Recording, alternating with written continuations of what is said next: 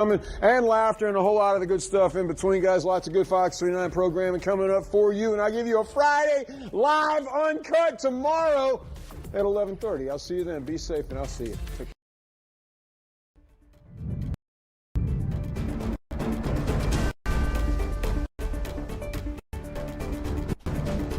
Welcome in, everybody. I'm Jen Frederick. This is Philadelphia Live. As you can see, there's a lot happening at this hour. Right next to me on the top box, that is a live from outer space. Artemis 2 and its astronauts. This is the time of day where they're waking up. Remember, 3 men, 1 woman, 3 people from the United States, 1 from Canada. And we do know that the 1 woman who is from the United States is a Philadelphia Eagles fan. She has also worn her Philly stuff in outer space, and she did give a Go Birds in outer space. So, I mean, if that isn't the world's team, I don't know. Down below, you see the Reverend Al Sharpton. Again, it's day 2 of the NAN conference. So we're going to listen in to him. We've got stuff going on with the stock market.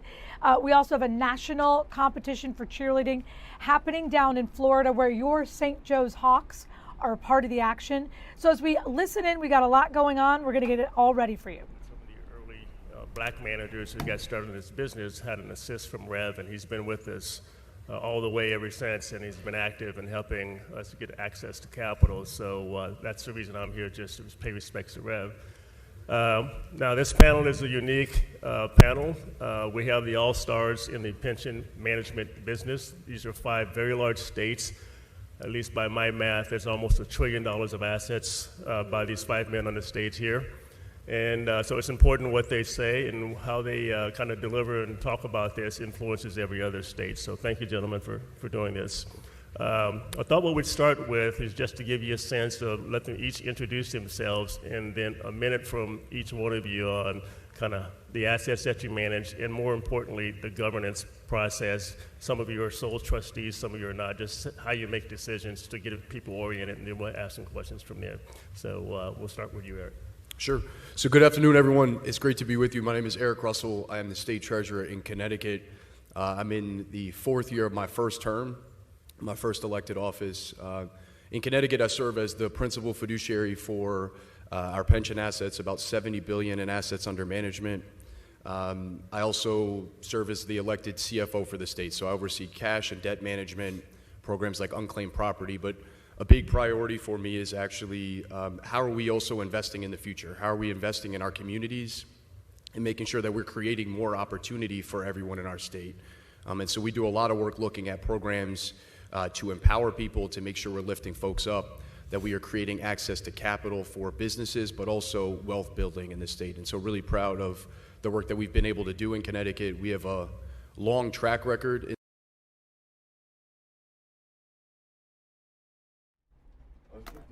All right, so the signal sometimes goes in and out. Again, this is the National Action Network hosting its annual convention in New York City yesterday. We did hear from Governor Josh Shapiro. We also heard from a representative from North Jersey, a woman from Newark. So as we check to see the signal, if it's good, it looks like it might be good again. We'll go back in. New York State, and certainly in terms of our discussion this morning, managing the state's pension fund. We are one of the largest public pension funds in the country. We have 1.2 million members, retirees, and beneficiaries. After last month, we were down a little bit from what we were at the end of 2025. But we're about $295 billion. So we're one of the largest public pension funds in the country. And I'm very proud of the fact that we have also embarked on a very ambitious program over a number of years to provide more opportunities for emerging managers and for women and minority-owned firms, and I'm sure we'll talk more about that in specific. And then another key part of our responsibilities is serving as chief auditor for the state. So we do audits of not only state agencies and state public authorities, but local governments as well, all across New York. So that role of chief fiscal officer, sole fiduciary for the pension fund, and auditor are among our prime responsibilities. Super. Good afternoon, Nan. I'm Mark Levine, your New York City Comptroller, recently elected. Now, it's amazing how much people applaud for you when you sign their pension checks. Yeah. I love how that works. I'm going to sign all the NAN checks first, I promise. First, I want to say we have an amazing moderator. Do you know that Charles Phillips is completely renovating the Apollo Theater? It's going to be newer and more modern and more beautiful than ever. Thank you, Charles, for that. When's the ribbon cutting, Charles? I'm good. No date yet. When's the ribbon Coming soon. Coming soon. We don't Also, give a date yet. we have so many great Democratic treasurers and comptrollers around America, including my big brother, Tom DiNapoli, and my new siblings, Eric and James. It's one of the bright spots of Democratic leadership. And collectively, blue states and blue cities, we manage over $3 trillion in assets. And that gives us real power to push back against the MAGA agenda, and we're going to talk about that. And I'm proud to be one big piece of that here in New York, overseeing our pension funds. We also manage our debt. We approve the contracts. We do auditing. We oversee wage enforcement and so much more. There's an equity agenda on every piece of this portfolio that I just mentioned, and we have an assertive program to ensure that the people who manage our pension funds look more like the people of New York City. We have work to do on that. I'm proud of the progress we've made. I'm going to talk more about that. I am so thrilled to be back here with NAN. There's no organization in America which understands better the fact that civil rights and economic justice are deeply connected. And I'm proud to be with you in this fight. Thank you so much. Thank you. I'm going to try my best not to lose my voice. My name is James Diosa. I'm the General Treasurer for the state of Rhode Island. I'm the first Latino treasurer in the state's history, so a big responsibility there. Thank you.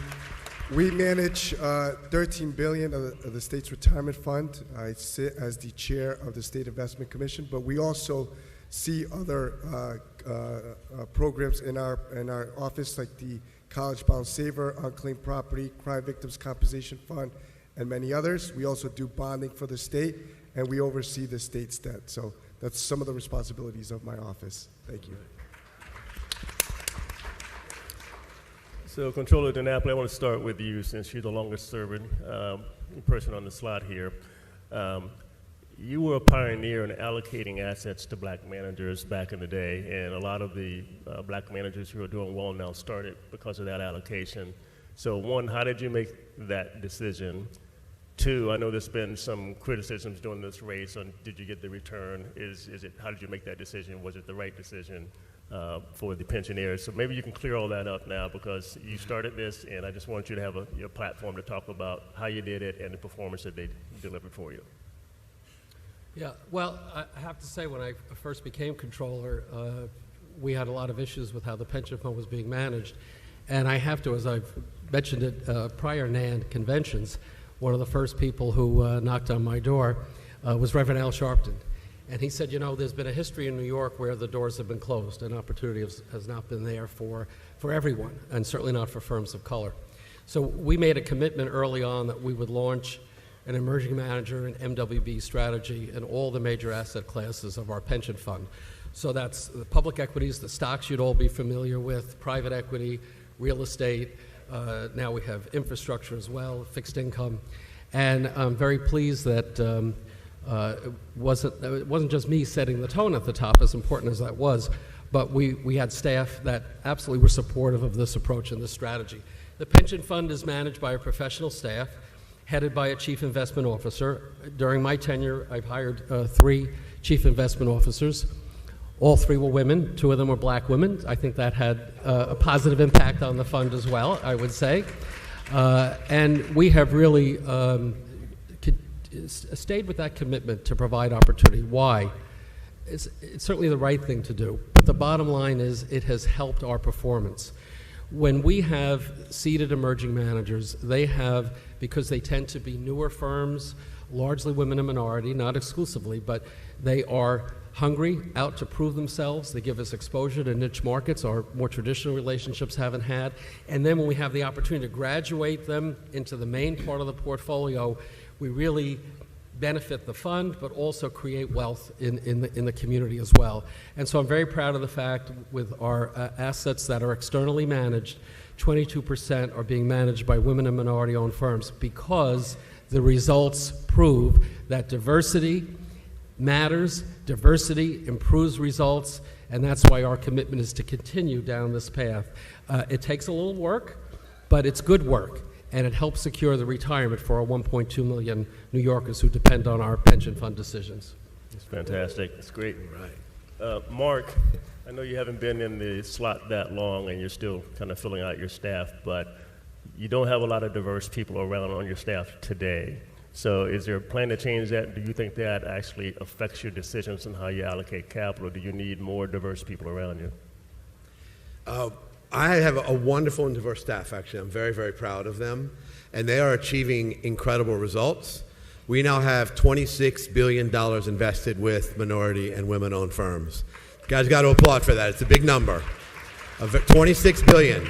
And there's a ranking now of the 1,000 pension funds in America. And New York City came in number 2 on assets allocated. And you know who number 1 was? He's sitting right next to me, Tom DiNapoli. So we're going to catch you, Tom. It's going to be a friendly competition.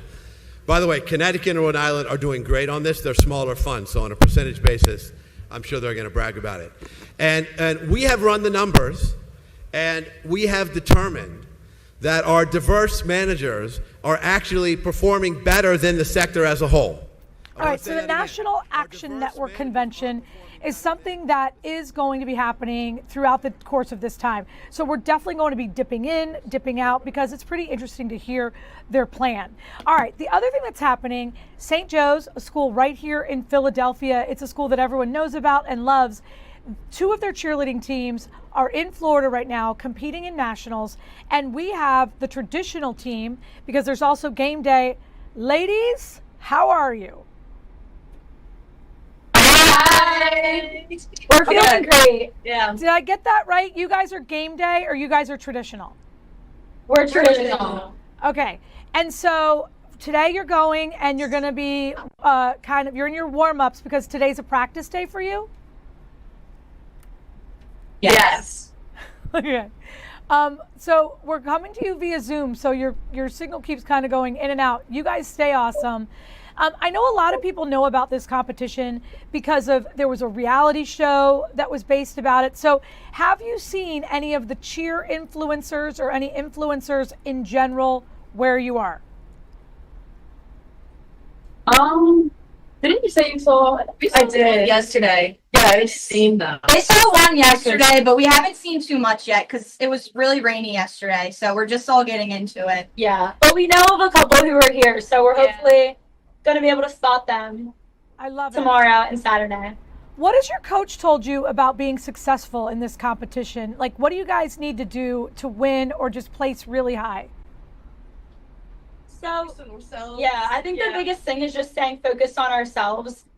There's 17 of us on the traditional team, and our motto is kind of just that it's just us and no one else matters. We don't want to focus on the other teams. We don't want to focus on any outside noise or negativity. We just want to stay focused on each other, do what we know how to do, pretend that we're in our home gym, and just do what we do best. On each of your shirts, it says the Hawk will never die. What does that mean to you guys? Yeah. The Hawks just never gonna die. We're just gonna keep going. Yeah. Persevered through a lot throughout the season, so it means a lot to us. Yeah, and I think it just means staying true to our school spirit and representing our school well, like we know how to do, sticking by each other and having each other's backs. I love it. And we've been checking in with weather reporters in Vero Beach and in Daytona Beach, all along the east coast of the United States. The weather's not good there for this competition, right? No, not at all. No, yeah, not right now. It was a little dry today, but there's a little bit of sunshine.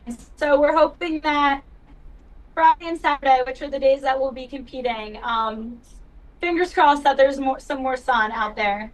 Do you compete outside for this? The game day team will on Saturday, but we're in the ocean side. Sorry. All right. We want to keep following your journey. Get a better signal. By the way, one of the people on your team, Grace Vaughn, is very familiar to everyone here at the TV station. We root for her personally, and we root for all of you guys as a team. Thank you. Thank you. Go Hawks. All right, that worked. I mean, you know, they're in a hurricane in Florida. Here's what we're going to do. We're going to take, that is yucky there. That's Daytona. That's where they are. Yeah, it doesn't look good. It doesn't look good at all. But it looks good, okay. And here, and it's chilly, but it's sunny. It's all right. We're going to take a quick 2-minute break. There is a lot happening at this hour. We're going to bring all of it to you live.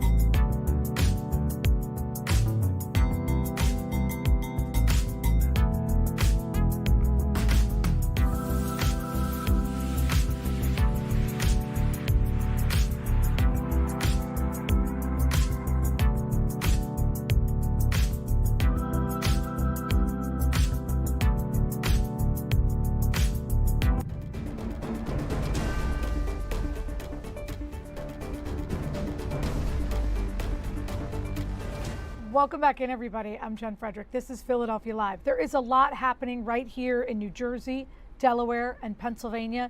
But of course, there's also things going on literally all the way to outer space. The Artemis II astronauts, they sometimes wake up about this time, and when they're doing their job, whatever the day entails, they sometimes check in with us. So it's one of the live cameras that we're going to go back and forth to until 2 o'clock. The other thing that we're looking at, the National Action Network. It is a group of lawmakers talking about their priorities, their agenda moving forward. Most of them obviously are Democrats.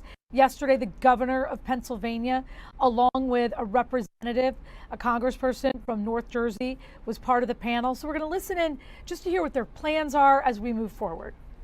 Through a community bank and credit union initiative that's about making sure that our local banks can actually get capital out, whether it's someone starting a small business or someone trying to get a car loan that may not have as strong of a credit score, but to try to have those resources there. But what I also think is important is that all of us are also leveraging our offices past just our pension dollars. And so, as I mentioned earlier, always thinking about how we are creating more economic opportunity. And so in Connecticut, for example, we launched a first in the nation Connecticut Baby Bonds program. That is about addressing wealth inequality in Connecticut. We're one of the wealthiest states in the country, but have one of the largest wealth gaps. And so starting on July 1st of 2023, every child that's born into poverty in Connecticut, if their birth is covered by Husky, we automatically designate $3,200 in a trust account for that child. And we invest those funds alongside our pension dollars. And when that child is between the ages of 18 and 30, they can access those funds for wealth building purposes, for buying a house in Connecticut, starting or investing in a Connecticut business, helping to pay for post-secondary education or job training, or they can roll that into a retirement savings account.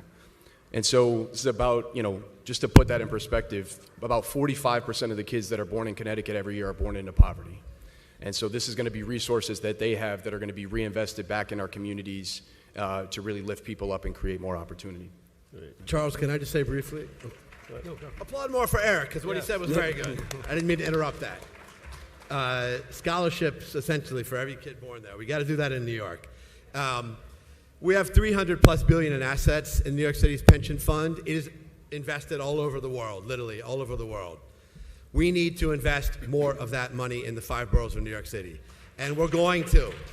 And we have a program we call Economically Targeted Investments, ETIs, that allow us to invest that money in the 5 boroughs of New York City, in everything from healthcare to green technology to, most importantly, affordable housing, at a time when that is a total crisis in the city. So we're going to be moving billions of dollars into building and financing affordable homes for the people of the city in all 5 boroughs.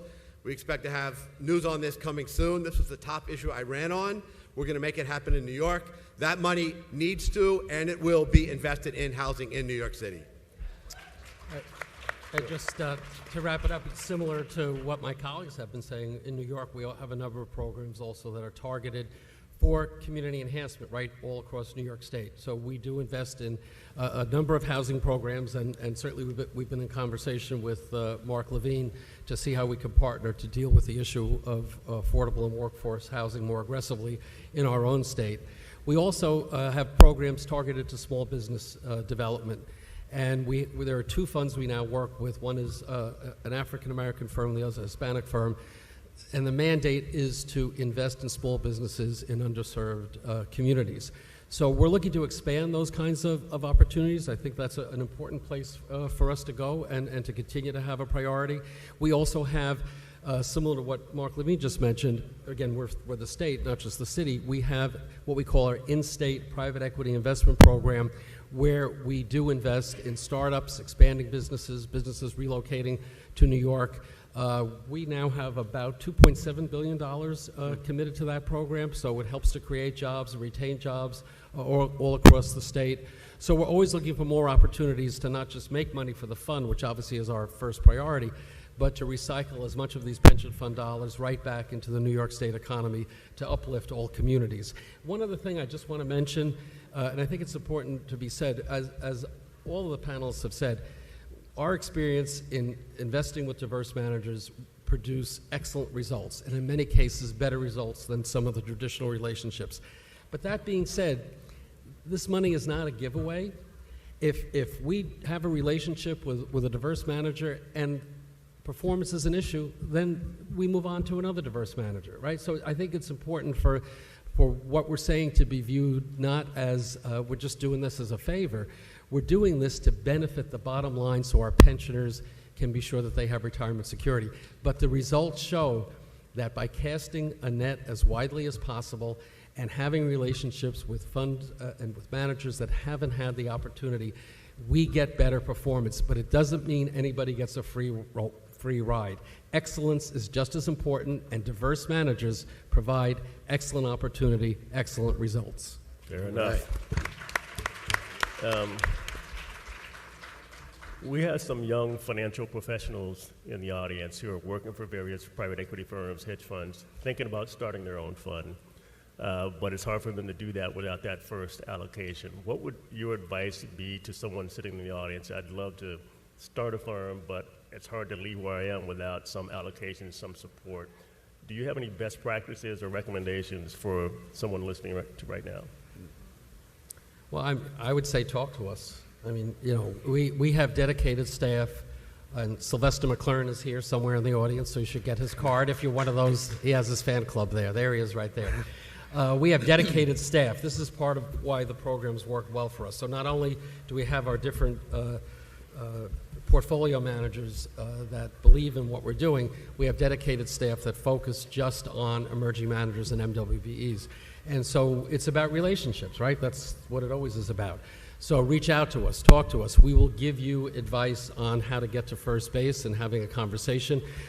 Parallel to what City Controller Mark Levine said, we also have had our annual, we're up to our 19th Emerging Manager MWB Conference. We do it now in the same week to give more opportunity with New York City, New York State, State Insurance, and Texas Teachers, I think, also were part of it. So we have this week in February going into Black Puerto Rican Caucus, Hispanic Caucus weekend, where there is a critical mass of not only our staffs, but of our investment managers, the partners who manage our money.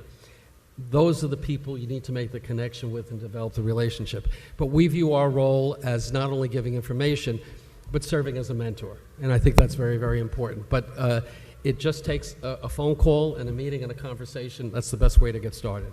Charles, can I just say very quickly, if you are thinking of starting a fund, any of you out here, if you're somewhere in the process to become a fund manager, we want to get to know you. We have an open door.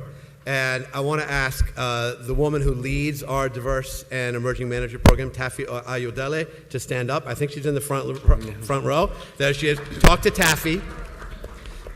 We want to hear from you. Come to our conference next year. We already have the date. It might not be quite as cool as the NAN conference, but it's right up there.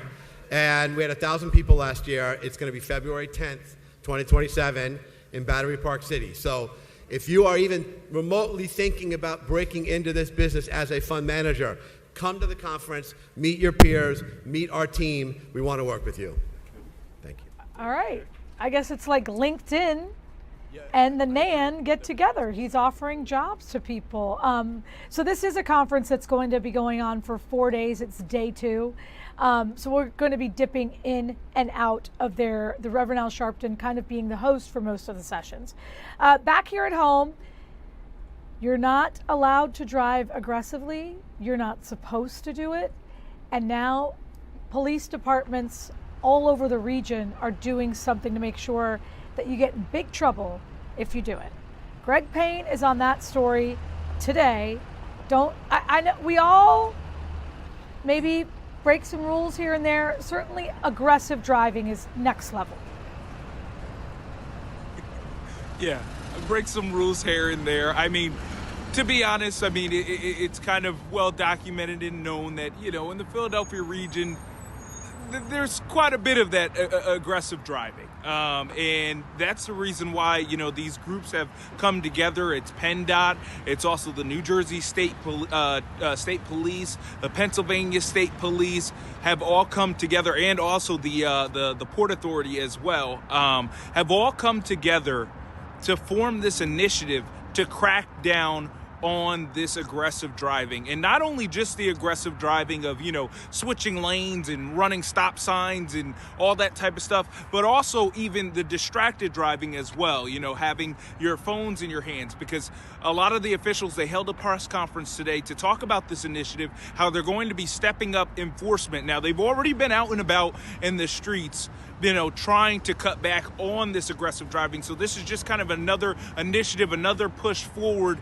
to just even increase the patrol that comes with aggressive driving. So I know that the New Jersey State Troopers, they mentioned that they're going to have more of their troopers out on patrol, mainly focused on that aggressive driving style. And then also the Pennsylvania State Troopers say that they will be doing the exact same thing as well. But at the end of the day, Jen, I mean, it is just an initiative that they want to put forth, because they said as we get closer to the summertime, that's during the period of time where you have a lot more people on the roadways. And of course, when you have more people on the roadways, that means there's more drivers, and that's a higher chance for aggressive driving. And this is the period of time where they do tend to see a lot of those crashes and also just incidents that occur because of aggressive driving. And on top of it, even with the aggressive driving, there's a whole nother layer that's added with this, is that there's a lot of road rage situations because of somebody driving aggressively, somebody else reacting to that aggressive driving. They start following somebody, and then it results in all different types of things, whether it be crashes or even situations where, unfortunately, we've seen violence come out of these road rage situations. So it's something that they really have their eye on, and they have announced this initiative. Like I said, it's a partnership between PennDOT, New Jersey State Troopers, Pennsylvania State Troopers, and then also the Port Authority, the Bridge Authority. They're going to be working together to just make sure that they're enforcing this, get folks to slow down, drive safe, because at the end of the day, they want to be able to limit the crashes that they've been having to deal with, especially with all this aggressive driving that's been going on in the Philadelphia region. You will forgive me if you don't know the answer to this or you think it's a bad question. The thingy in front of me says they're going to do it through April 26th. Why that date? Why not the full month? Did they say anything about that? Yeah, so what they had mentioned is they've already been doing this, and this initiative actually kind of started. They said it started last month, so they've been doing this. They just made the official announcement, and what they're saying, that date that you see there, that's when you're really going to see the presence. I mean, to the point where you're going to be driving around and you're going to be like, why are they out here so much?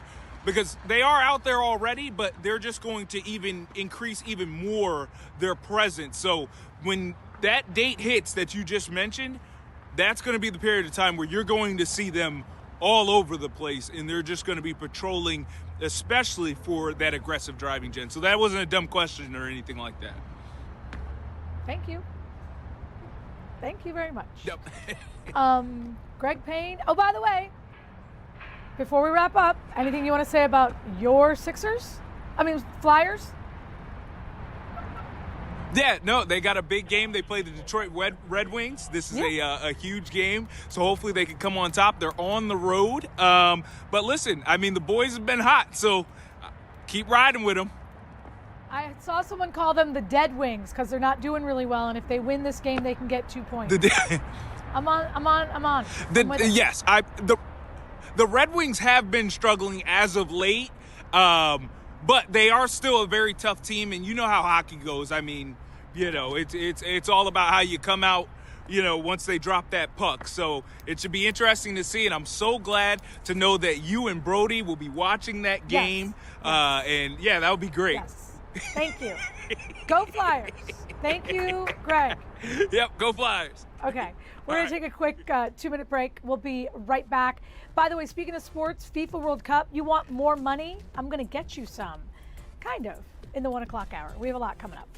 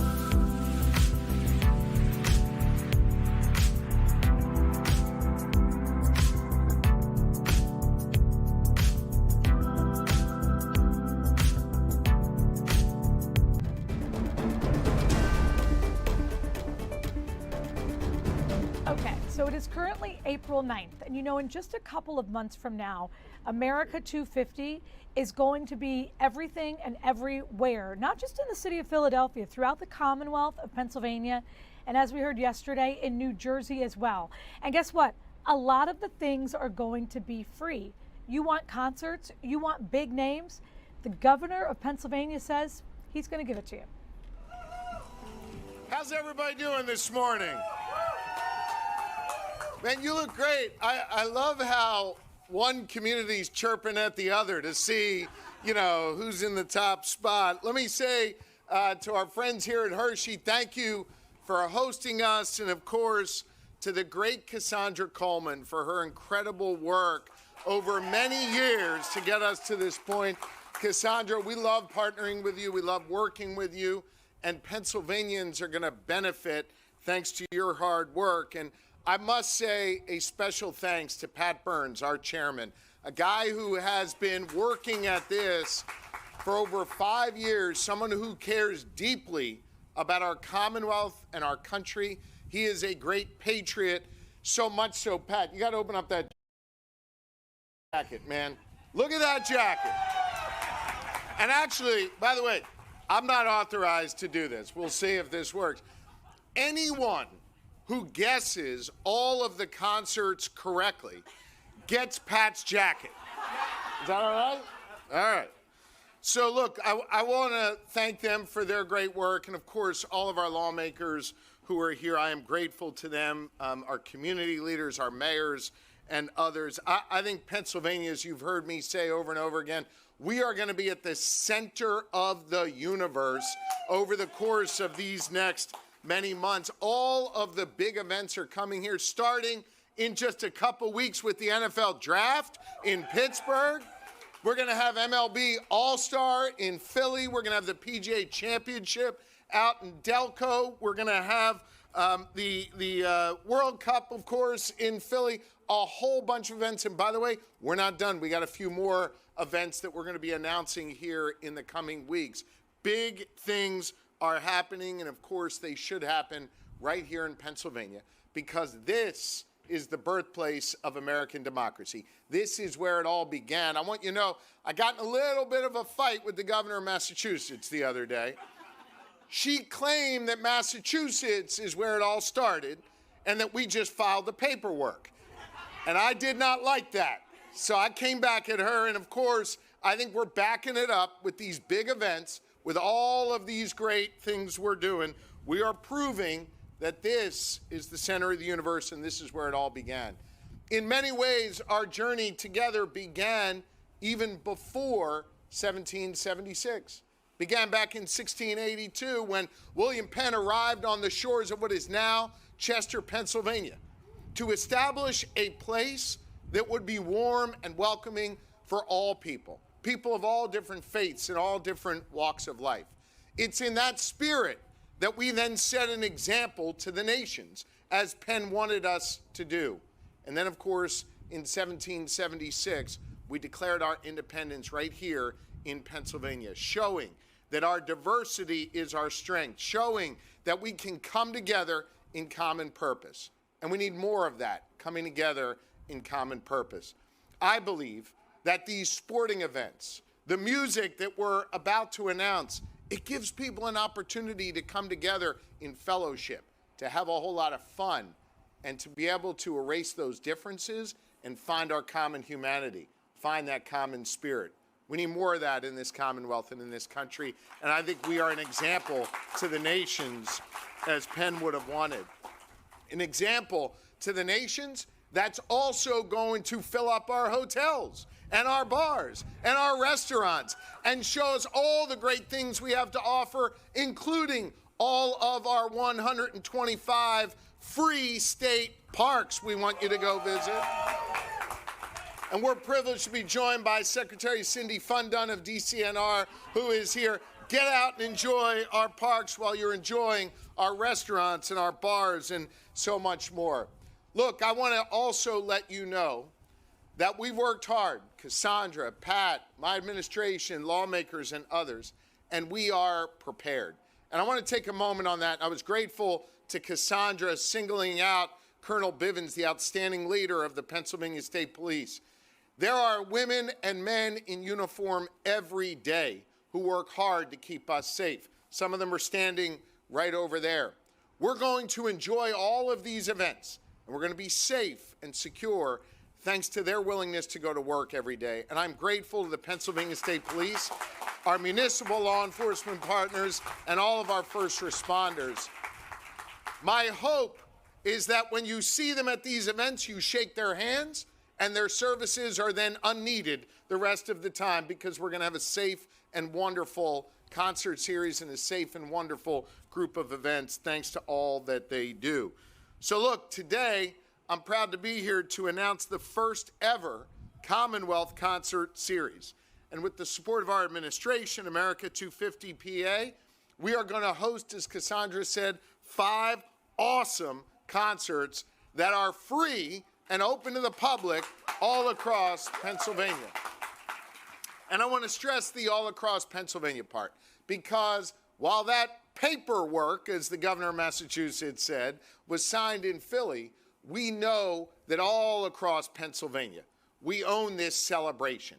Every single corner of this Commonwealth and each of our 67 counties. And so it's important for us to be able to bring alive all that there is to offer in every community across Pennsylvania, to celebrate our history and to make sure we look toward our future. These concerts are an opportunity to do that, to salute those everyday heroes that built this country, the women and men of organized labor, the heroes that go to work every day like our healthcare workers, our teachers, our vets, our military service members and first responders, the great farmers in Pennsylvania that feed not just our Commonwealth, but feed the entire world, our Pennsylvania innovators who saved lives like Jonas Salk did, or who helped birth the energy that this country and this world depend on, like Ben Franklin, the greatest inventor of all time. Those innovators were there in the past and they're there today as we chart our course for the future. And we want everyone across Pennsylvania to celebrate that rich history and get excited about our future. And that's why we insisted upon these concerts being spread out all across Pennsylvania. Again, they're free and easy to attend. Just go to america250pa.org and sign up to get your free ticket. And again, if in the next few minutes you can predict what the concerts are, you will get Pat's snazzy blazer back there. So look, this summer we're going to have a whole lot of fun in Pennsylvania, and I want every Pennsylvanian to enjoy it. And while you're enjoying it, I want you to remember why we started all of this, to build a nation that would be rooted in freedom and opportunity, that would be rooted in togetherness, and that would understand our shared humanity. That's what this celebration is all about, and I couldn't be more pumped up to celebrate it here with all of you. So look, 2 of those important figures from our history, they're actually here with us today. I don't know if you know this. The aforementioned greatest inventor of our time, Ben Franklin, is with us. By the way, one of my predecessors as governor of Pennsylvania, along with Betsy Ross, who stitched that flag that we look at, whether inside Pat's blazer or up on a flagpole, that just conjures up a wonderful spirit inside of us and reminds us what it's all about. So ladies and gentlemen, it is my pleasure to invite up onto the stage Betsy Ross and Ben Franklin. Go get him, Betsy. First, I think Dr. Franklin has something. Come on over here. Yes. Top secret. What do you got here? I just took off the handcuffs. Okay. Took it out of the bag, and they tell me it's really important. Really important. And this is, no one knows what. No one knows? No, maybe Pat does. Pat might know. It's It's in his blazer. All right, last chance to guess, folks. What do you think? Should I open this up? Get your pom-poms and stuff ready, folks. Oh! All right. Mr. Franklin, this looks very important. I don't know any of those people, but. Am I to read this? Is Haydn on there? No. Oh, all right. No. Am I to read this? Yes. All right, here we go. Here, come on over here, Ben. Betsy, get in here. All right, we'll come over here All right. also. Here we go. The moment we've all been waiting for. We are so proud to announce the 5 tour stops of the America 250 PA Commonwealth concert series. We kick off on May 23rd in State College. Let's hear it for State College. At the Bryce Jordan Center, featuring Cole Swindell and Gabby Barrett. That's a good one, Ben. Yeah. Betsy, you and I'll dance at Cole Swindell. What do you think? All right. Then, on June 6th, we move to Erie, Pennsylvania. Let's hear it for Erie. And we're going to the Erie Insurance Arena featuring The Fray. Oh, yes. All right. That's a good one. All right. On June 13th, right here in Hershey, Pennsylvania, at Hershey Stadium. Give it up for Hershey. Oh, this is a good, Ben. This is a good one. All right. We're going to feature... All right, we're going to go back to that in just a moment because Andy Kim is talking about the War Powers Resolution Act. We're going to listen in here. Nobody wants it there. That's a town that voted for Trump, that has Republican leadership, and they don't want it there. So we're going to continue to push as hard as we can to be able to stop it. And I'm hopeful that when we bring Secretary Mullen out there, that he will see just how dangerous and reckless he would be in the community. Thank you. Okay, Thank great. you, Thanks, Senator. everybody. Really appreciate it. Yeah, thank you. Thank you. Thank you.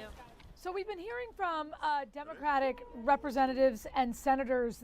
Most of them were responding to the War Powers Act. Obviously, he was responding to some things that had been done by the new Secretary of Homeland Security, and that is Markwayne Mullin. We're going to take a quick 2-minute break. We're going to be right back, and we will get to the announcement that the governor was prepared to make about free concerts.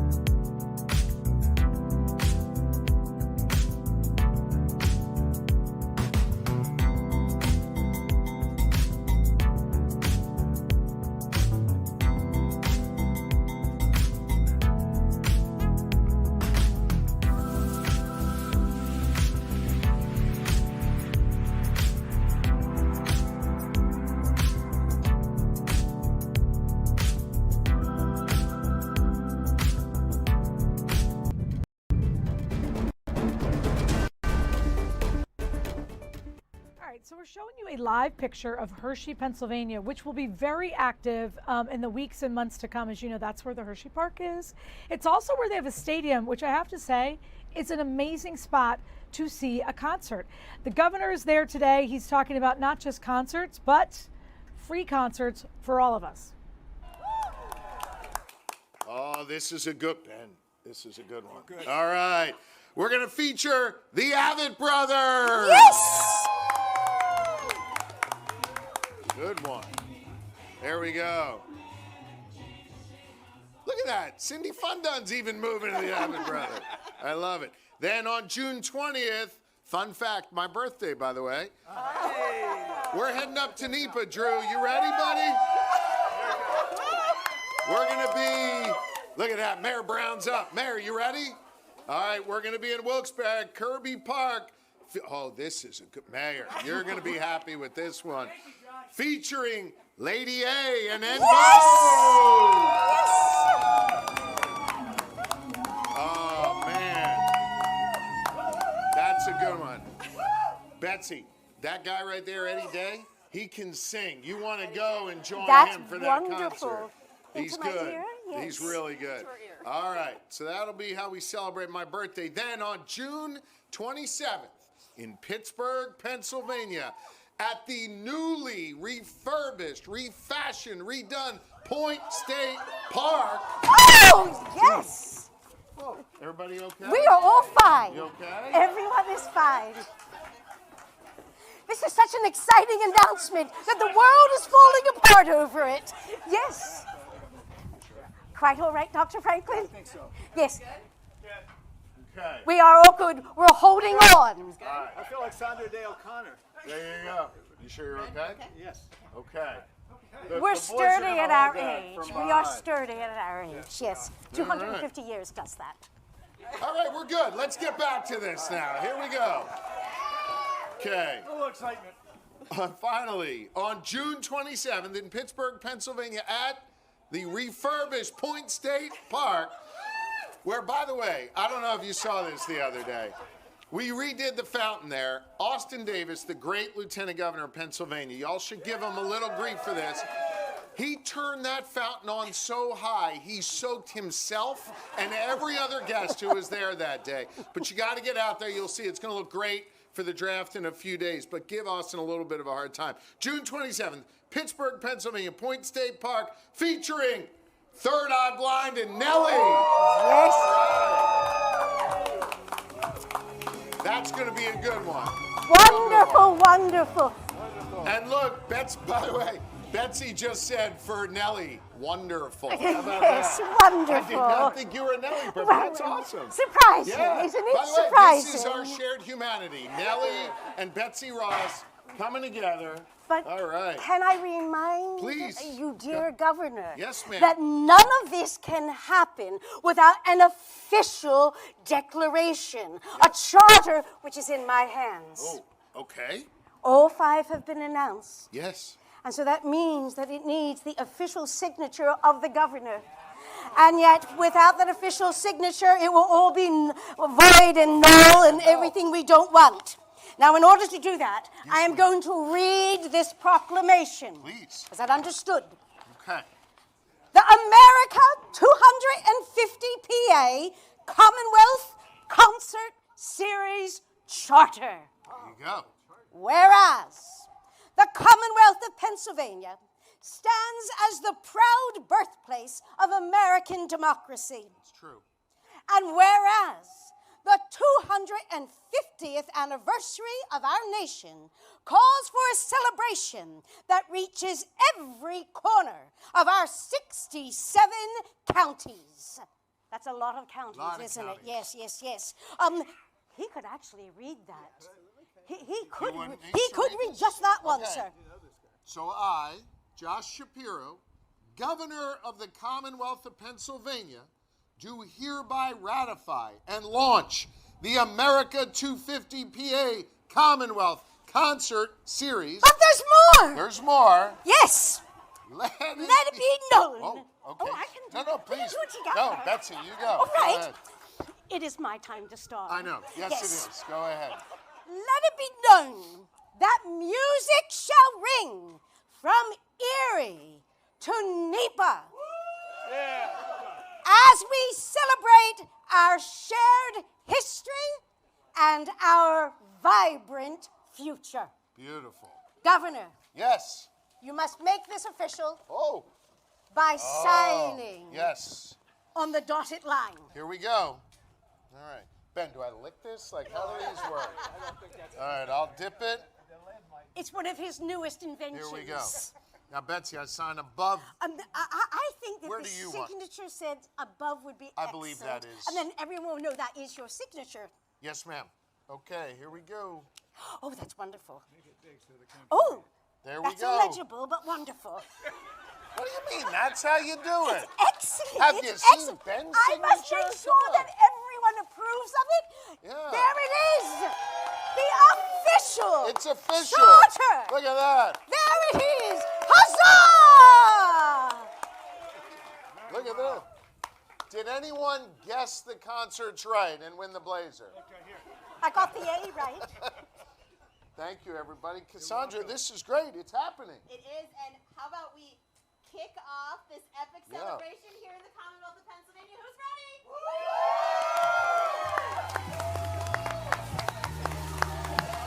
Yes. Red, white, Your basketball career. Thank you. Chaps, is it? That was it. That was it. I think they. So the Avett brothers are coming, and what we've learned is that Betsy Ross is loud. She's a little bit louder than me.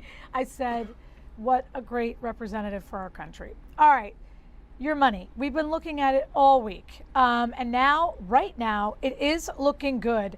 Remember yesterday, they were way up. So stocks have risen for a second day, which is interesting because oil prices have also gone up. Remember how it's happened since the war began. When the oil prices per barrel are up, stocks are typically down because they don't think the market can bear that. The S&P also trading up, NASDAQ even gaining. So yes, the crude oil prices did advance. But basically what they're saying, overall it will be good because they do believe in the future gas prices will come down. They do believe that the prices have probably come to the steepest they will. And again, they're on that decline. Maybe if it's up and down a little bit, certainly that $120 a barrel, the market is saying they do not believe it will go that high again because of the negotiations between the United States and Iran. Remember, on Tuesday night, the President of the United States agreed to pause the attacks on Iran. The Middle Eastern conflict has really been going on for about 5 weeks, and at that time, the Strait of Hormuz was closed. So now we have this double-sided ceasefire, which is good news for you if you are an investor. Again, we're always looking at your money on the New York Stock Exchange. At the same time, another thing is happening in New York. It's called NAN, the National Action Network. You see the Reverend right there ready to lead us through another part of the event. In his services was that there was a man that stood with him when most of the establishment in New York would not stand with him. And he's a man that helped to raise and nurture me. Wouldn't be a NAN without him. And I'm glad he's here at the convention that he helped make possible. Give a hand, Bishop Herbert Daughtry. Bishop Herbert Daughtry.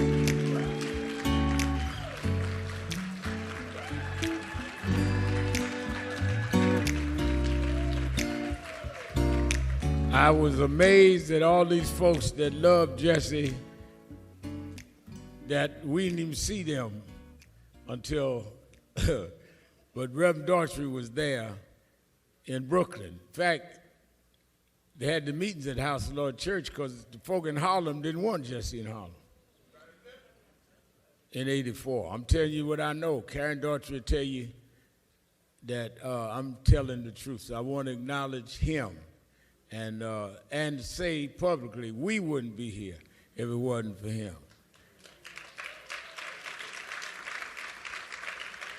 Our next guest, I never have seen anyone stand up stronger around the questions of deportation and stand up around vice than this governor, and gave not only respect to Reverend Jackson, but respect to the whole civil rights movement.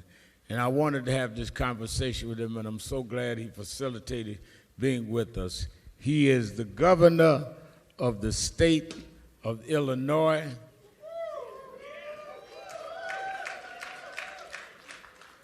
And I don't have to read all his background. You know him, I know him. In fact, I saw a guy when I was at O'Hare Airport. He said, I saw you with JB. I thought JB was James Brown. Now it's J.B. Pritzker. Give it up, Governor J.B. Pritzker.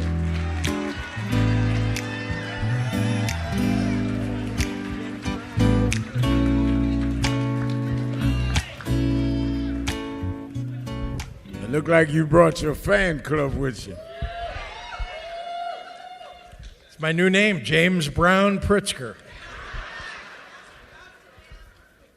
Let me start by asking you, you set a tone when they were doing the deportation ICE raids that I think resonated around the country.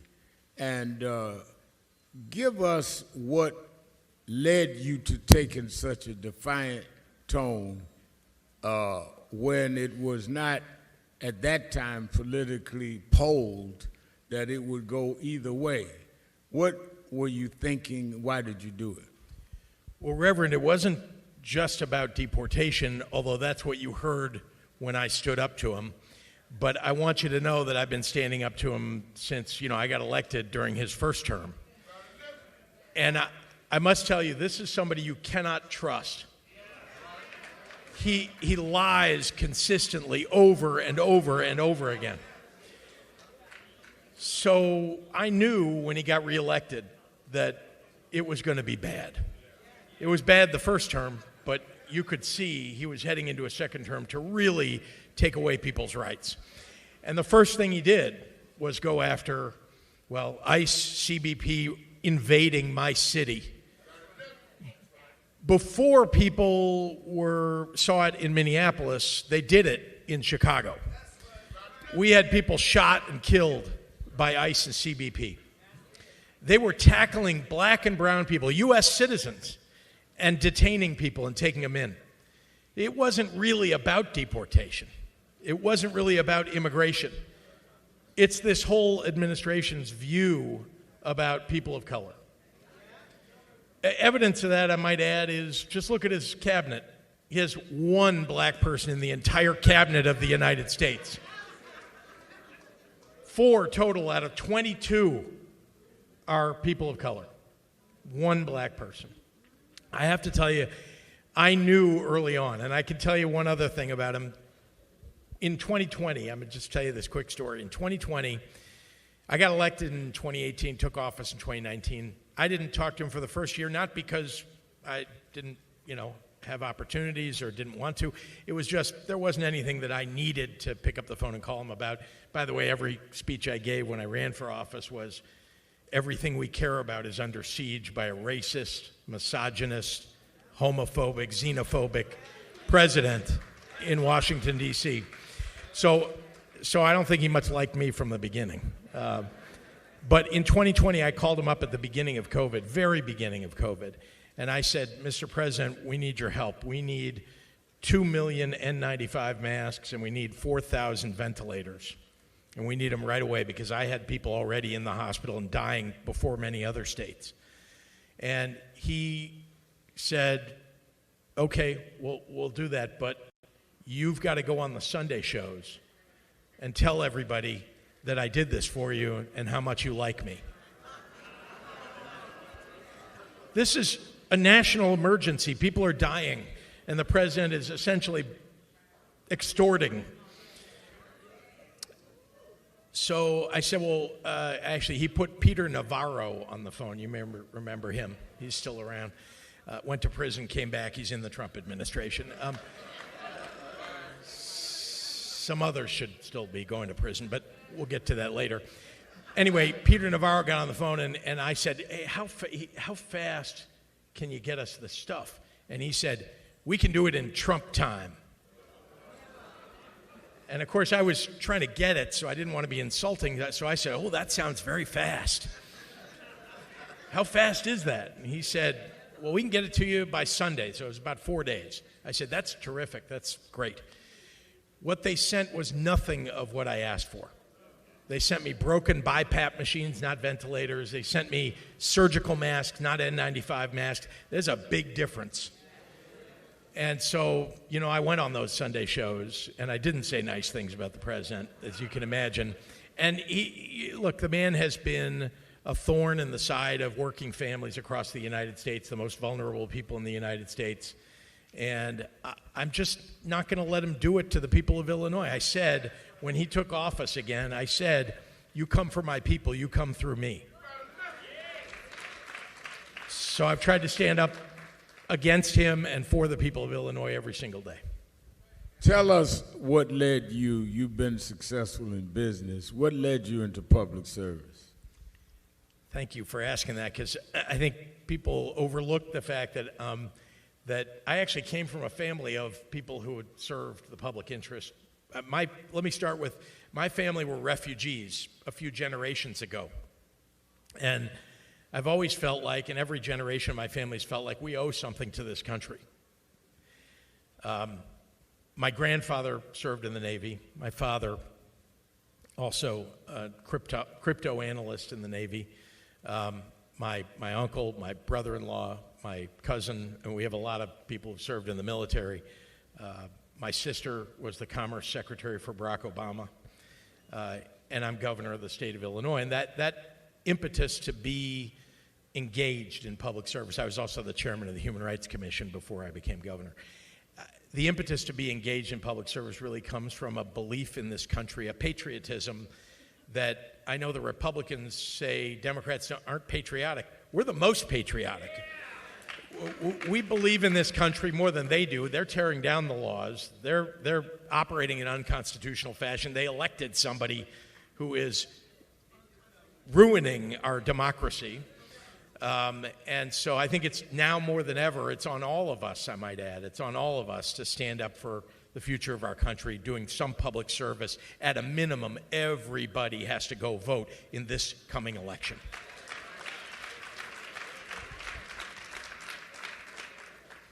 You've said that affordability and economic empowerment go hand in hand. Tell us about your medical debt relief initiative and what it means for families.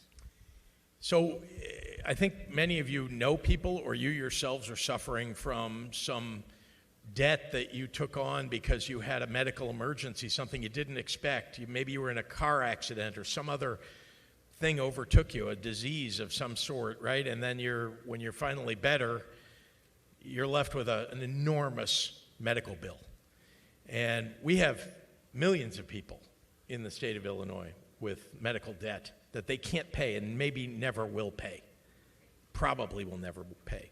So we actually, starting with Cook County, the first county, Cook County, Illinois, the first county in the country to implement medical debt relief program. And then we took it statewide. And now we've eliminated $2 billion of people's medical debt. For 1 million people in the state of Illinois, we've eliminated their medical debt. And you don't have to do anything to get it either. You just get a letter in the mail. We do it without you asking. We just go and we buy the debt from the hospitals, from the collection agencies. We can often get it for 1 penny on the dollar.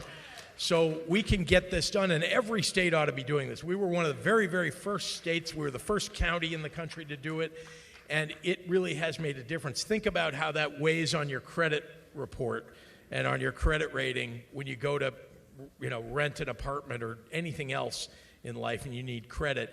And there you've got something sitting there. It wasn't your fault. It's the fault of a healthcare system that doesn't give people a doctor and give them health care that they can afford.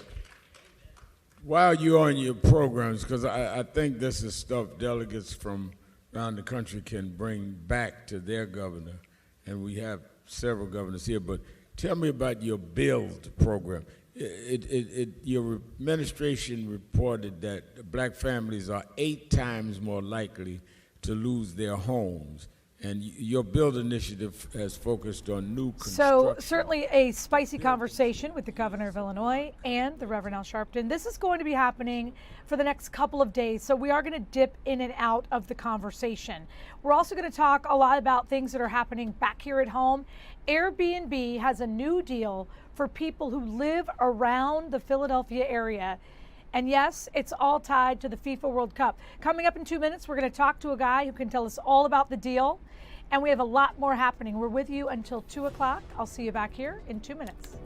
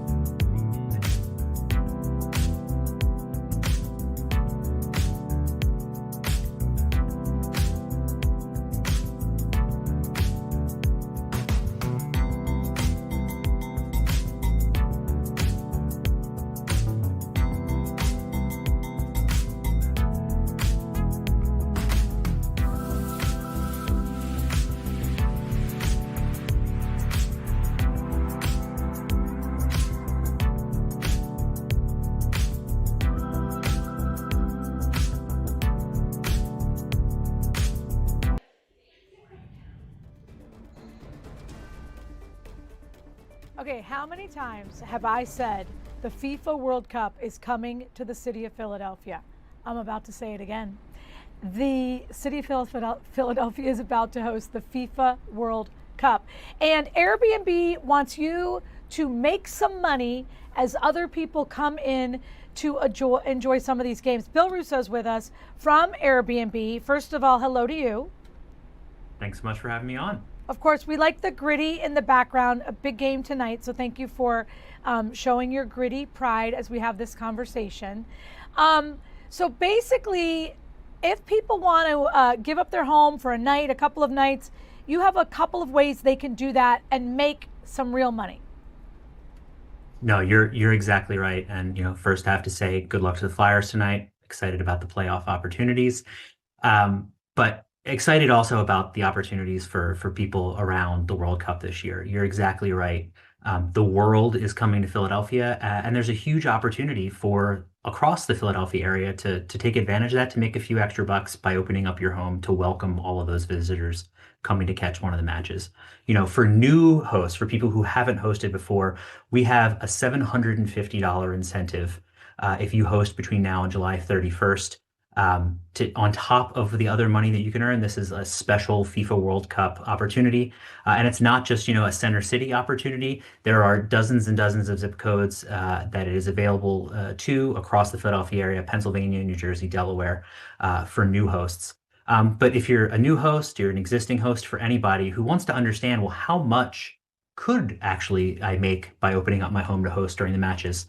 We've unveiled a new FIFA new host calculator today. And so this will really help you go in and understand, okay, I have a home, I'm in Chester County, I have a home, it's 3 bedrooms. I'm maybe only interested in one weekend, or maybe I'm interested for a whole month to really take maximum advantage of it.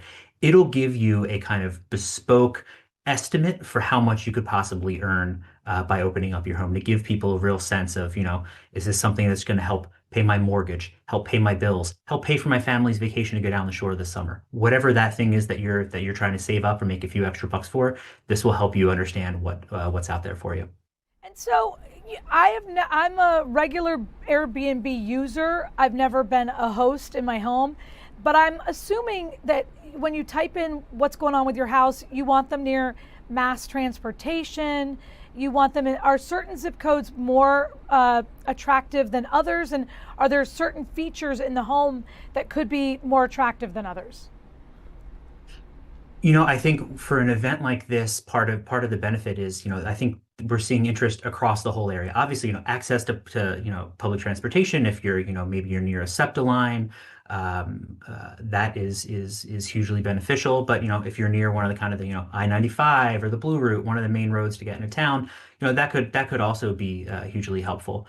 But I think one of the great things, you know, about Airbnb and the opportunity that we afford is that, you know, for people maybe who don't think of themselves as being close to the link, as close into where the actual game's taking place, there's a huge opportunity for you as well. And so, you know, one of the things that we're seeing right now, for instance, is, you know, this is not just a center city phenomenon. Seeing, you know, some of the neighborhoods that we're looking at, the places we're looking at in the Philadelphia area that are seeing the biggest increase in interest over the course of this year, we're seeing West Philly, particularly University City, seeing a huge year-over-year uptick. North Philly, 253% increase in bookings from right now from this time last year. And so, you know, that's just within Philly. You know, again, if you look at, you know, northern Delaware, Jersey, suburbs of Philadelphia, there's a lot of interest there. Because again, you know, when you think about the game, you know, people are going to want to travel with their friends, with their families. You know, so if, you know, they may want to, you know, a 2, 3, 4 bedroom house where the whole gang can get together, can share a meal before the game, can carpool down to get to the stadium. So again, in terms of those, you know, the amenities, the things that people are looking for a lot of people, it's that chance to bring together the family ahead of the game. You know, if you've got a grill out back that they can grill, that's probably a huge amenity that we want to highlight as well. That's awesome. All right. Well, like I said, my family, we've used Airbnb many times. It's good to know that it's not just Center City, you know, North Philly, some other areas are getting some attention. Bill, thank you very much for joining us. And like you, wait, do I still have that hat? Oh, I had a Flyers hat back there. They took it away. But I too am hoping for a win tonight. Thank you for the help. Thanks so much for having me on. Okay. All right, so there we go. We're going to take one more quick 2-minute break. There is a lot happening. We are going to speak with TMZ about what's happening in the Sean P. Diddy Combs trial. There's quite a bit happening. 2 minutes. I'll meet you back here.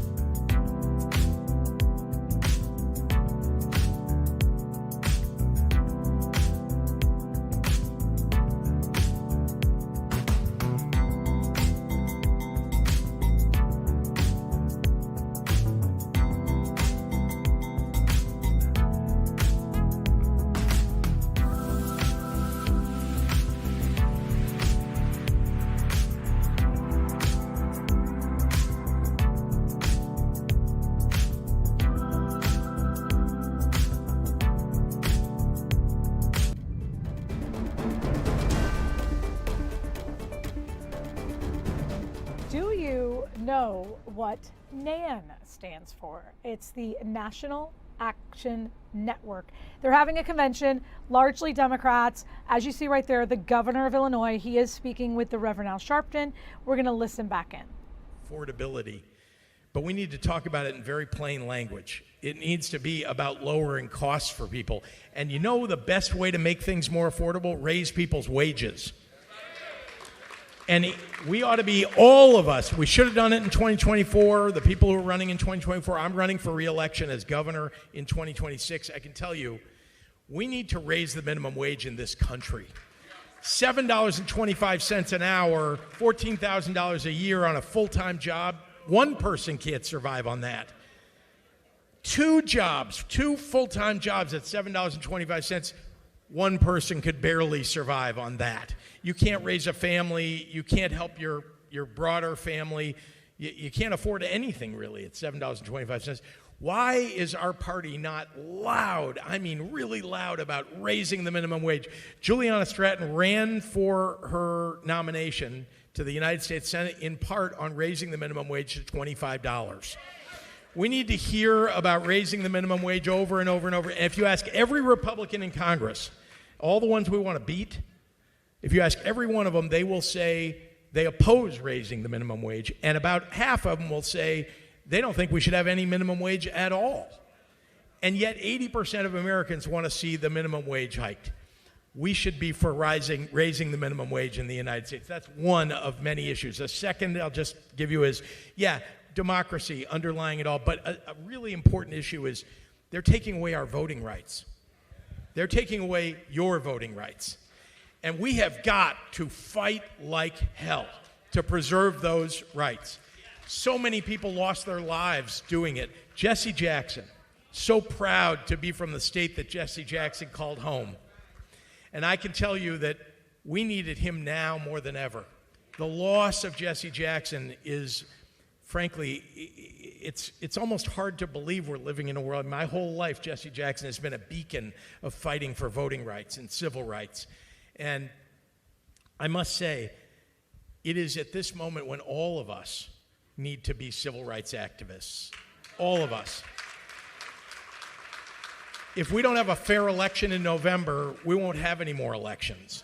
Everybody has to show up, and you have to show up with purpose. And I don't care if Donald Trump, he's going to try to call out ICE and CBP and scare people away from the polls. Everybody, he's going to make it seem like you shouldn't vote. We need to go with purpose and push them out of the way, or at least tell them to get out of the way, and go in and vote. And all of us as governors need to protect your right to vote. As you talk about that, we have legislation that has led to redistricting around the country, which limits people of color in a very dramatic way in terms of representation. And the Supreme Court is sitting up holding its decision on Section 2 on whether to take race out of the Voting Rights Act. So in many ways, President Kennedy's grandson was here yesterday. In many ways, with Kennedy and Johnson established Civil Rights Act 64, Voting Rights Act 65, they're in front of our face in clear view, trying to upend everything that came out of the civil rights movement and led to not only helping blacks and browns, but women and others. Do you think the party ought to be really bringing that down? Because this affects rural voters. Another son of your state, Barack Obama, passed the Affordable Care Act. That affected more people in red states and helped more farmers. And their representatives are trying to take it away. That's right. Do you think these are the kinds of things that the National Party ought to be more clearly bringing out and not letting? My fear is that they're letting Trump set the agenda and we're reacting to what he's talking about rather than acting on what people are concerned about. I'm so glad you said that because, I mean, you're right. So much of what's been happening is really a reaction to the everyday beating everybody over the head that Donald Trump has been doing every day. I'm sure you're feeling it. I remember 6 months into Joe Biden's term, I thought, wow, it's so quiet. Do you remember? Because it was so loud every day with Donald Trump, and now we're back in this mode again. yes, there's a lot of reacting. We need to be proactive. Here's the one thing that we should take away and learn from what Donald Trump has done. He came into office with an agenda, and he essentially has invoked and gotten past almost all of his agenda in a year. We need to have our agenda, and we need to make sure we pass it in a first year of a Democratic administration. And it needs to be bold. And it needs to include the restoration of voting rights. I want to say proudly that my state has elected more black congressmen and women than any other state in the country. And it should be that we're bragging about a whole bunch of states competing for that. But when they take away voting rights, it makes it harder and harder and harder. But I'm telling you, in my state, we expanded voting rights. We already did that by state law. We made it easier for people to vote. We made it easier for you to vote by mail. You can now check a box when you vote and say, I want to vote by mail every time, and then you have the opportunity to get a ballot in the mail every single time, if that's what makes it easier for you to vote. We have drop boxes. We have tried to make it available to everybody. Voting is perhaps the most important thing that we've got to expand the rights of. But the agenda, and I'll call it Agenda 48, because the 48th president of the United States, who's going to be a Democrat, has got to have an agenda that's bold and gets passed right away. The agenda is going to lead to a Democrat, you say, in the White House in 28. Are you going to be that Democrat?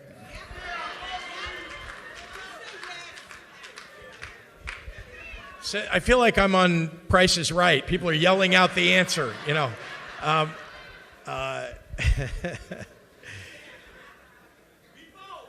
Be bold, he says. First of all, I'm running for re-election as governor right now. Everybody from Illinois, can I count on your vote? All right, I love it. So let me tell you, vitally important to me. I've been involved in every presidential election in one fashion or another, probably since I was an adult and able to vote. I've been involved in some fashion or another. And I'm going to be more involved than ever before. All right, so obviously that's a big conversation that they're having. We do have Sky Fox over Pleasantville, New Jersey, where there is or was a fire. And that looks like it's a family home. You hate to see that, right? We're watching this right along with you guys. Again, Pleasantville, New Jersey, which is closer to the New Jersey shore than it is to the Philadelphia area. So probably about 45 minutes to an hour away from Center City proper. But you do see a lot of firefighters there. One of their ladders over what looks to be the family pool. We don't have a ton of official information at this hour. What we can see is there's, again, hoses going into the front of the house. Looks like there's hoses going into the back of the house as well. And we were told that Sky Fox was heading over there about 15 minutes ago. So I'm not sure if Sky Fox got there when the house was still on fire. And the big thing that we don't know, that we're trying to learn at this hour, was anyone inside? Was anyone home at the time of this fire? In New Jersey, most of the schools are on spring break. So maybe the family was not there. Maybe they're doing something for the day. Although that gray car appears to be just a regular car. Again, if you're just joining us, this is Sky Fox, and this is a house fire in Pleasantville, New Jersey, and it does not look good. It does not look good. The one thing that we don't know, again, is whether or not people were inside the home at the time. I can tell you that sometimes when we see these fires towards the back of the home, in the past, when we've seen this, it is a kitchen fire. We don't really know what could have been on fire here. We do obviously it looks like it was towards the back of the home. And it does look like it was on at least part of it on the first floor. This looks like it's a 2-floor house. And you can see that there are some things up there on the roof. I don't know if that was a function of the fire department trying to get in. And so you see that panel that's on the lower part of the roof that has clearly been taken off, or maybe that was taken off the side of the second floor, actually. It could be a window on the second floor. Again, we watch these live images right along with you. As you watch them, we're watching them. We're all just kind of looking in and taking it all in as well. So we're going to take a quick 2-minute break. We are going to go live to Los Angeles, where we do have TMZ standing by to talk about the latest in the Diddy trial. We'll be right back.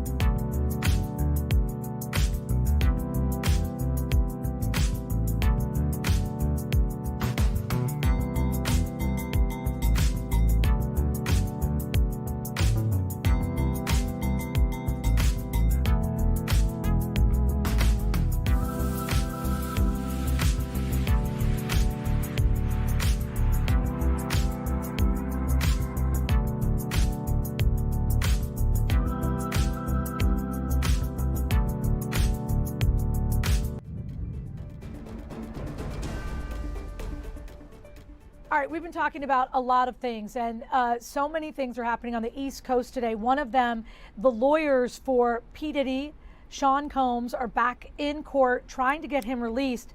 Fishtown's own Eric Wilson, supervising producer of TMZ. I just heard you're from Fishtown. Do I have that right? I am. Yep. Okay, cool. Born and raised. We like it. I grew up watching you, Jen, so this is a great honor. Okay. Eric, we're the same age. Be cool. Wait, how old are you? Yeah, 27. Oh, okay, yeah, same. All right, let's go. Let's talk about what we're here to talk about. So, basically, Diddy wants out of jail. He wants out.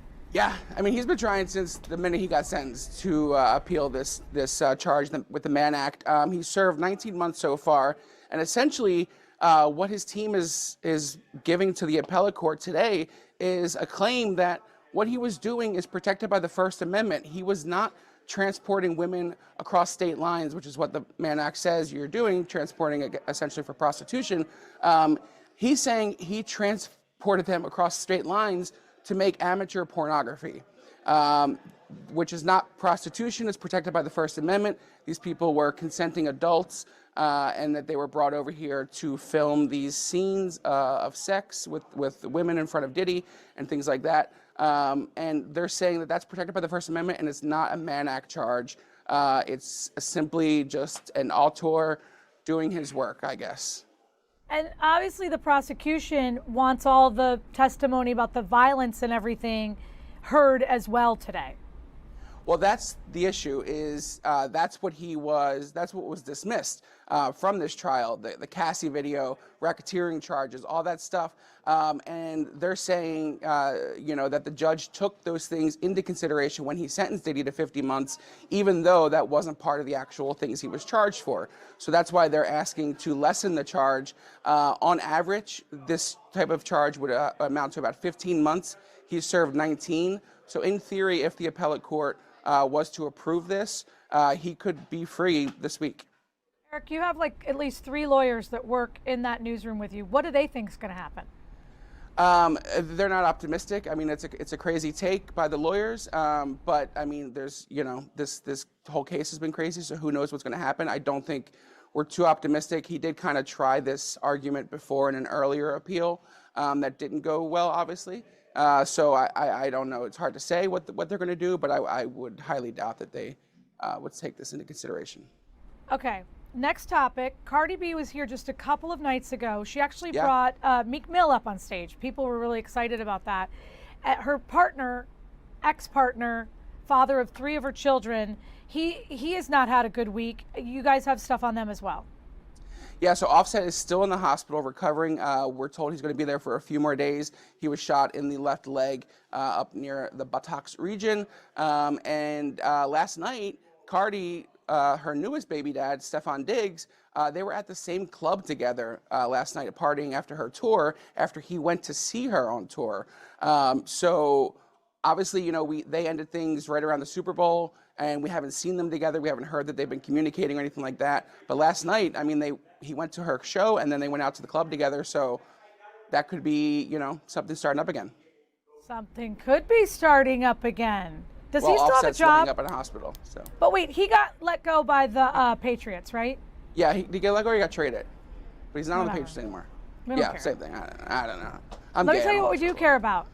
There is a bandwagon in Philadelphia, and there's a spot for you on it, the Flyers. They're probably going to go to the playoffs this year for the first I would time love in a that. I while. think I'm going to come up for the All-Star game, so maybe I can spread some luck. I don't know. My dad called me a mush my whole life, so probably I should stay away from any teams potentially going to the playoffs. But yeah, I would love that. Needs to be cool, man. All right, well, if I you know, come for the All-Star game, are you going to come hang out with us here at the TV station? I would love to. Absolutely. Yeah. We could go and hang out because we're the same age. Perfect. Love it. Oh, listen. no, they're outing you behind you. Oh, What is no. wrong with you? Wow. That Keith, he's either napping. You know what? Get out of here. At least it was Addition Kelly by Green. subtraction. At least it was Kelly Green. You know, you got to give me points for that. Thank you. I know you're busy. Thank you for making time for us. And again, Pleasure, there'll be a anytime. job for you here soon because Keith is going to. Oh, sounds good. Now I can make good art too. Thank you. All right, we're going to take a quick 2-minute break and bandage Keith from the missile that just hit him. We'll be right back.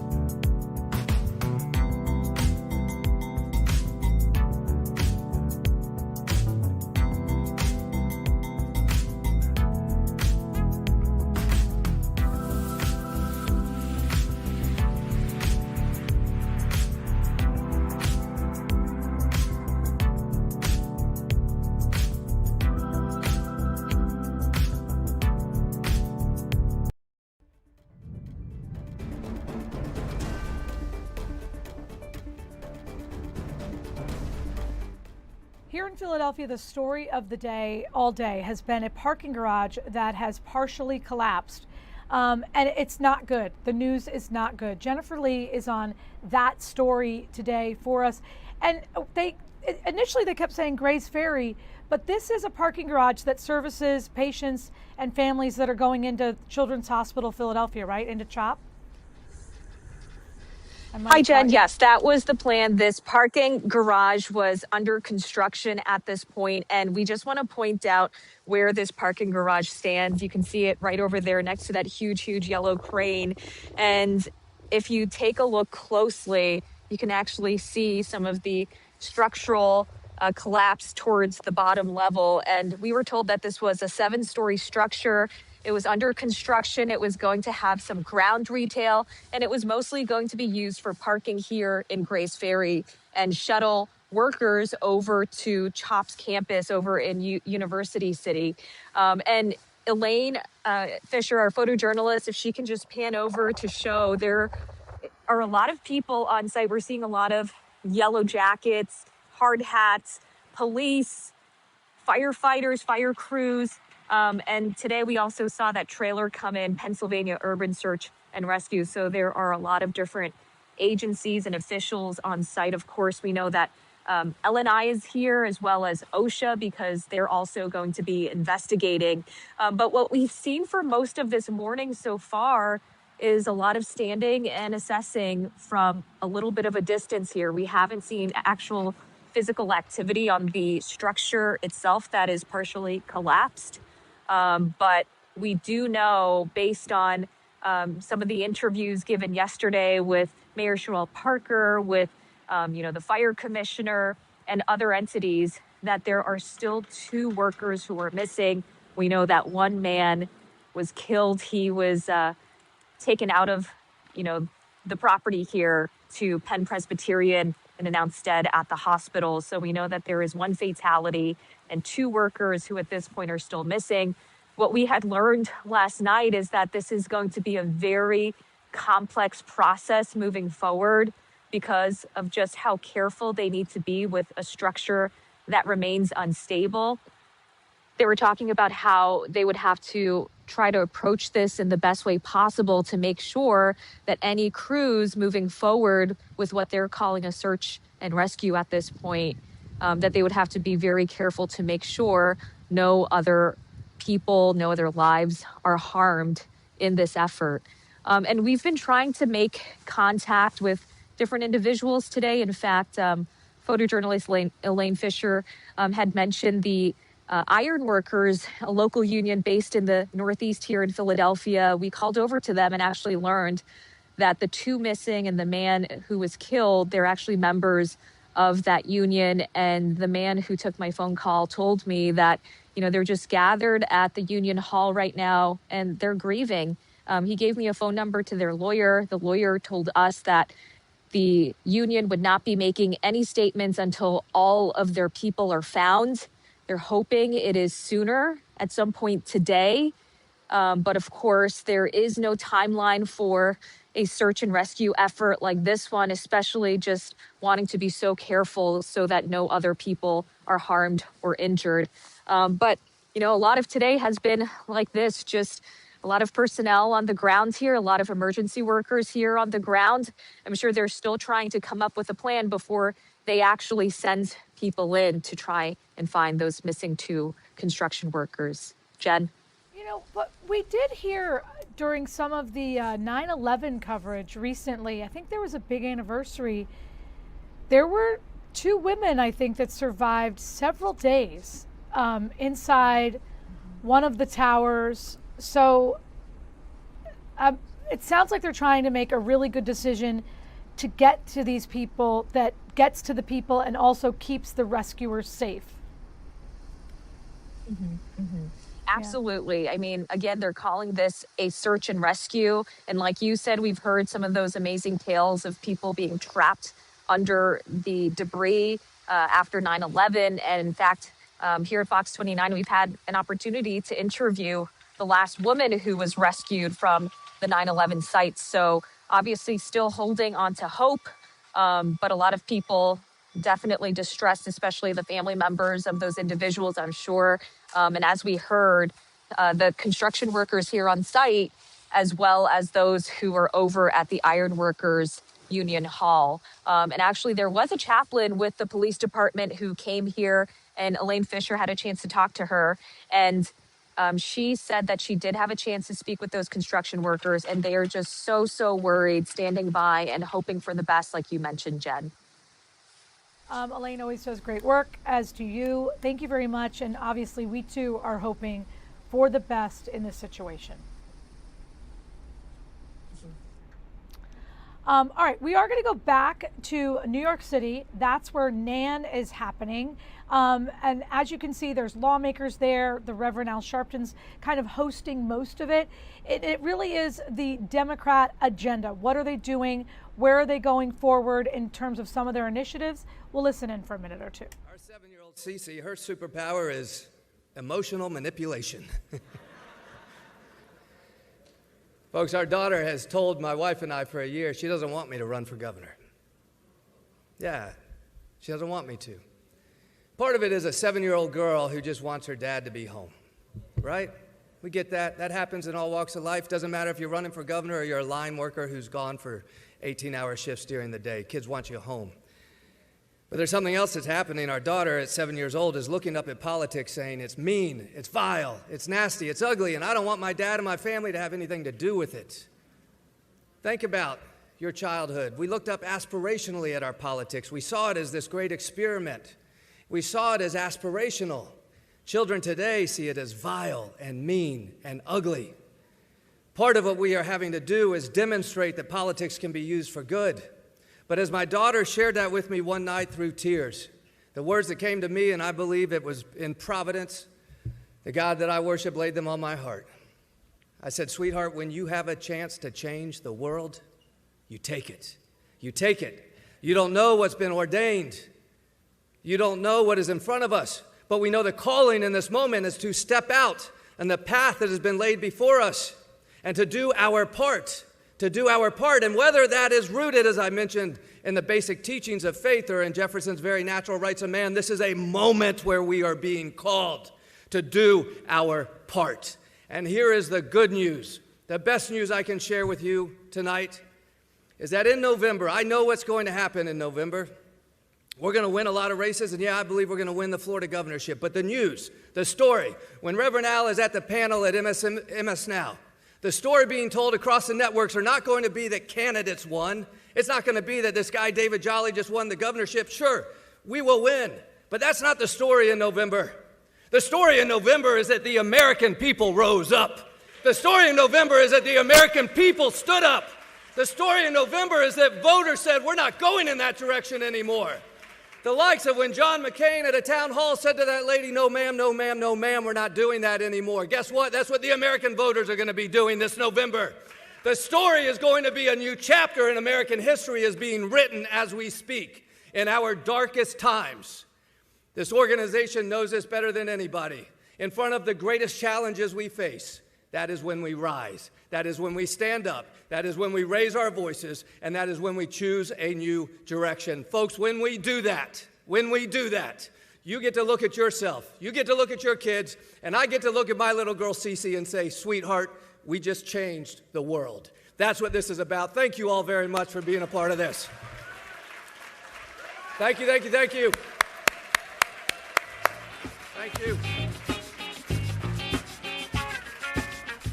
All right, so there you go. It's just one of the things that you will see during NAN, the National Action Network. Again, they're having a convention for 4 days. The Reverend Al Sharpton is hosting most of the events. We're going to take a quick 2-minute break. We'll be right back.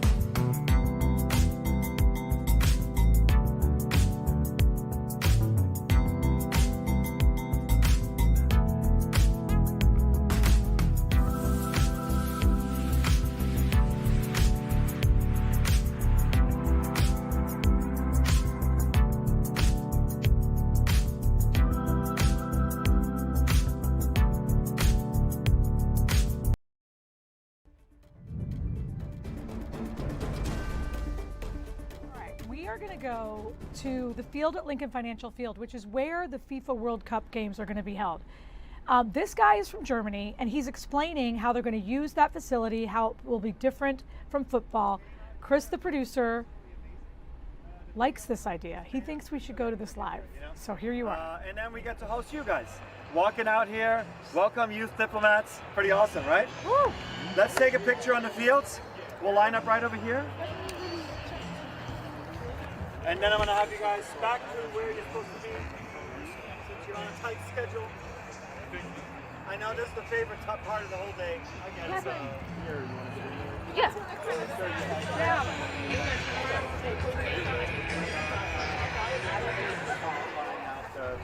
All right. I thought it would be cooler than this. We did see them in the locker rooms for the Philadelphia Eagles, and they were talking a little bit about how the field is going to be differently marked because of a soccer game versus football. The House Democrats, they were talking a little bit about the War Powers Act. We're going to listen in because all day, even though there is this 2-week kind of mutual ceasefire situation, the people that are running this country in the House of Representatives, in the Senate, they are kind of like making, their voices heard about what's happening. We're going to listen in. Good morning. This morning we went to the House floor to demand that the Congress take up the War Powers resolution that's been under consideration before, but we have to get back to it again. We've been at war for 40 days. We've only been in session for 33, which is another part of this pattern for the Speaker being away and being on vacation instead of being here and getting the people's work done. And we know that things are out of control over there, as we've seen. We've had problems with the Strait of Hormuz. We're falling behind on where we should be. In fact, Iran's in a better place with respect to the Strait than they were before this war started. And also, the nuclear materials, no gains on that. The president said in June that they'd blown them all up, that they'd obliterated it, I think was the term that he used. Now they're kind of saying that they may have some more there and we need to go get it. And we've heard from other sources that there's 1,000 pounds of uranium that's still around in Iran. So it's on the wrong track. He's been terrible with the wheel. The threats of total annihilation were, beyond the pale. It's time for Congress to step in and take control of the wheel. And with that, I turn it over to Mr. Congressman Beyer. Thank you. Thank you. Go ahead. Mr. Ivey said it very well, but let me just add two things. The only final reconciliation here will be diplomacy.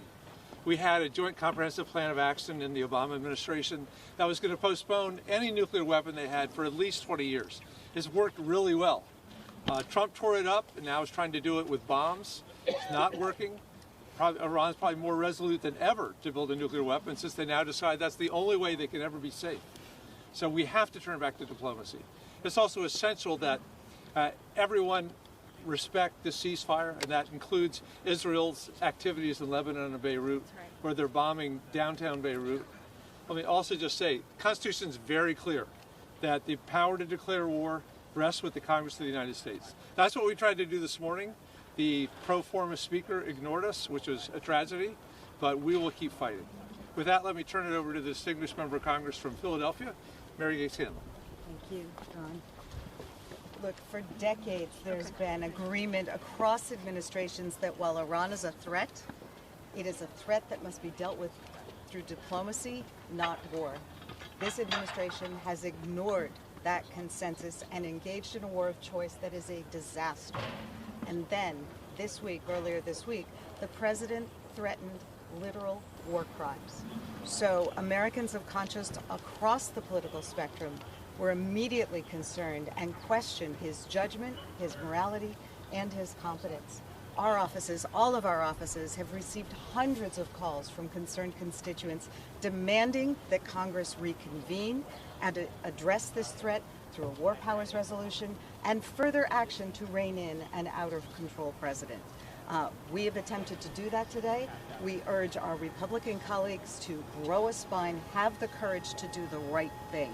Thank you. I will now introduce my colleague from Pennsylvania, Madeline Dean.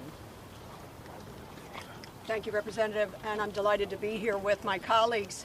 Democrats are here on the Hill saying to the Congress, saying to the Speaker of the House, have us back in session so that we would live up to our constitutional responsibility.